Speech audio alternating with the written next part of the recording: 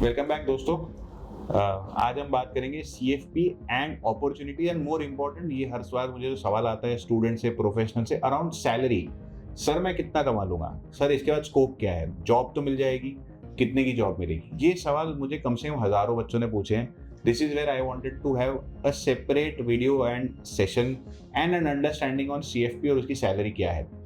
Number one, अगर आप ये सर्टिफिकेशन करते हैं, आप ट्वेल्थ के बाद अलॉन्ग विथ अपने बैचलर इसको कर सकते हैं।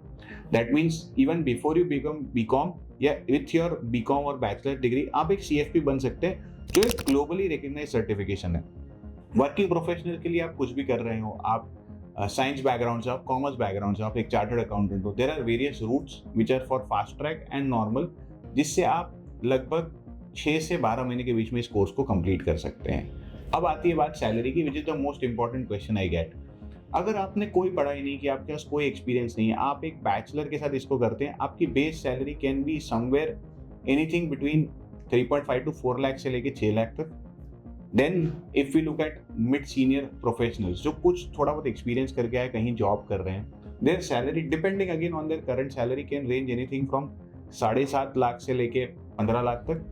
एंड अगर आप सीनियर प्रोफेशनल, आप बैंकिंग में हैं, आप अपनी फील्ड चेंज करें लेकिन आप ऑलरेडी रिलेवेंट फील्ड में हैं, it can go anything above 15 lakhs to 30 lakhs, और ये कोई लिमिट नहीं है। दूसरा मैं आपको बताना चाहता हूँ कि एज अ सीएफपी आप अपनी प्रैक्टिस चालू कर सकते हैं। You can be a entrepreneur. आप ये देख सकते हैं कि मैं किसी को फाइनेंशियल एडवाइजरी दे रहा हूँ, एस्टेट प्लानिंग एडवाइजरी दे रहा हूँ, इंश्योरेंस एडवाइजरी दे रहा हूँ, रिस्क एडवाइजरी दे रहा हूँ। This is making you enter in the most effective and most big market currently in India, which is wealth management, insurance management, estate management और tax management. इसमें scope of job is immense. आप इसके बाद banks में काम कर सकते हैं, इंश्योरेंस कंपनीज में काम कर सकते हैं, financial institutes, AMC mutual fund, AIF alternate investment fund, family investment fund. इसके सिवा आपके लिए पूरा का पूरा फाइनेंस सेक्टर ओपन है। इन टर्म्स ऑफ अगर आप इंश्योरेंस इंडस्ट्री में जाए, आप इन्वेस्टमेंट बैंक में जाए, आप बिग फोर्स में जाए, आप एडवाइजरी रोल में जा सकते हैं, आप कोर सेल्स ऑफ एचएनआई में जा सकते हैं। So world is wide open.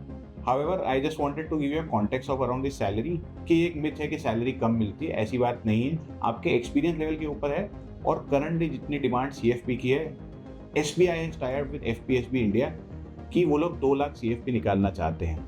There are multiple opening in pension fund, trust funds जो एसबीआई के साथ टाई अप में है। सारे ही आईआईएम्स ने एफपीएसबी के साथ सीएफपी का टाई अप किया है। दैट मीन्स आईआईएम इस चीज को रिकग्नाइज कर रहा है कि इसकी जरूरत है।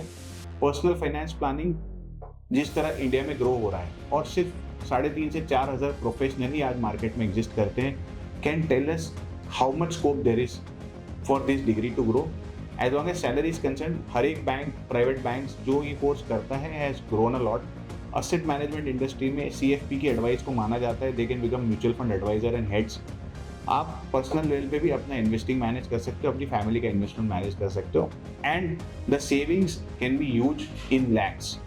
सो दोस्तों, ये था एक ब्रॉडर ओवरव्यू आपको देने के लिए कि सीएफपी की सैलरी किस तरह मूव होती है, हाउ पीपल सेंड अक्रॉस और how people get employed and do their own business in CFP. But ये एक लिमिटिंग फैक्टर नहीं, ये एक आपको ओवरव्यू के लिए था। ये करने के बाद स्काई इज द लिमिट। आप इंडिया रहे, आप अब्रॉड जाए, आप अपनी प्रैक्टिस चालू करें, आप जॉब ढूंढें। फिलहाल this is one of the next big thing, और अब ये काफ़ी ग्रो करेगा। और कोई भी डिटेल के लिए please reach out to us और subscribe our channel. Thank you.